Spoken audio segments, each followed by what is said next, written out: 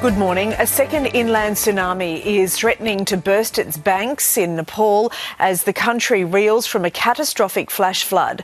Rescuers are racing against time through mud and debris, desperately searching for survivors.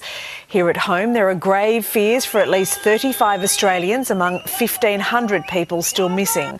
A Sydney pilgrimage group of 15 unaccounted for, including 2 children aged 11 and 14, among them husband and wife Umesh and Krishna, and couple Shitran and Ventraman. Also part of the religious hiking troop, the Iyer family. Also missing Nayan Pranthi from Brisbane, who posted a video from ground zero just 2 hours before the flood struck.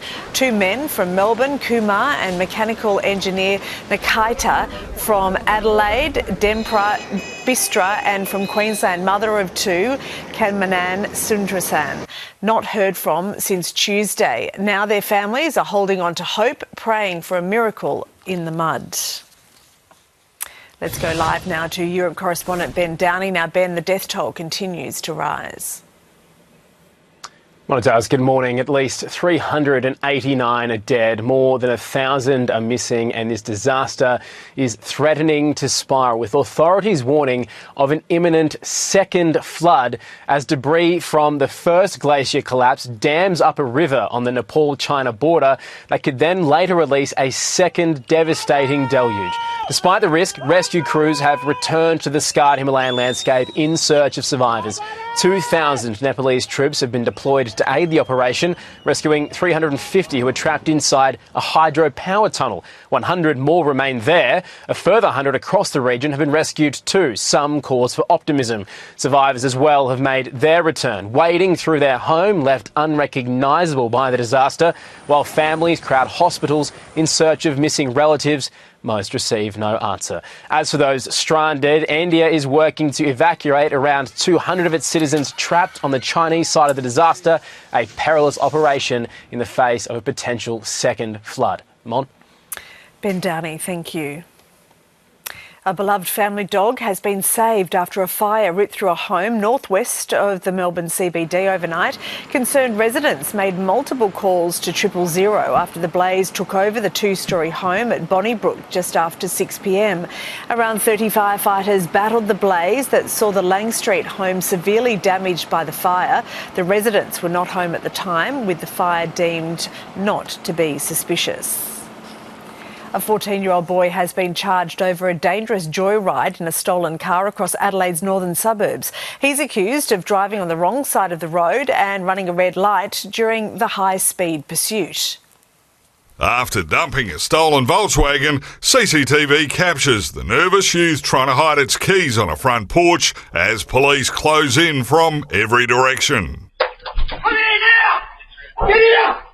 Officers swarm across the front yard and pounce on the unarmed Elizabeth Park boy next to a fence. I must have woken up and heard screeching, so I'm assuming that's the guy sending it past here. I heard like a bang, and I looked out my window and there was a police car there, and the police were running around this way with torches. More than a dozen officers were involved in the high-speed chase across the northern suburbs. Well, he could have killed himself or someone else. You know, some innocent driver heading to work or from work. Oh, it's absolutely stupid. You know, someone could be walking across the road not knowing, and they just get hit by a car that's speeding. The boy's been charged with illegal use of a motor vehicle, driving at an extreme speed and engaging in a police pursuit. That's disgusting, isn't it? You know, what was he doing out this hour of the night? He should have been in bed, ready for school the next day, you know. Police believe the stolen Volkswagen was used during a recent crime spree. Peter Caldecott, 7 News. An ISIS bride has launched a fresh bid for freedom, continuing her bail application, claiming that she renounced her allegiance to the violent extremist group 7 years ago. Zainab Ahmed is accused of keeping a sex slave, charged in Australia's first crimes against humanity prosecution.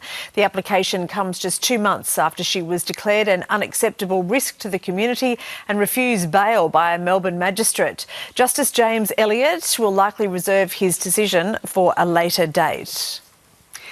The Northern Territory has legalised voluntary assisted dying more than 3 decades after its initial bill was overturned by the Commonwealth. The legislation brings the Northern Territory into line with the rest of Australia, making voluntary assisted dying legal nationwide. Almost all NT parliamentarians backed the bill, though several amendments were rejected. A controversial gag clause will remain, preventing medical professionals from initiating any conversation about the practice. Patients will also need a prognosis of 12 months or less to be eligible. To some breaking news now. Brisbane's ferry network will shut down for the entire day today, marking a major escalation in union industrial action. It's the first time services have been suspended for a full day in recent weeks, with workers demanding better pay and work-life balance. The strike is expected to cause peak hour pain for commuters, with passengers urged to find another way to work. Southern Moreton Bay Island and Coochie-Mudlo ferry services won't be affected.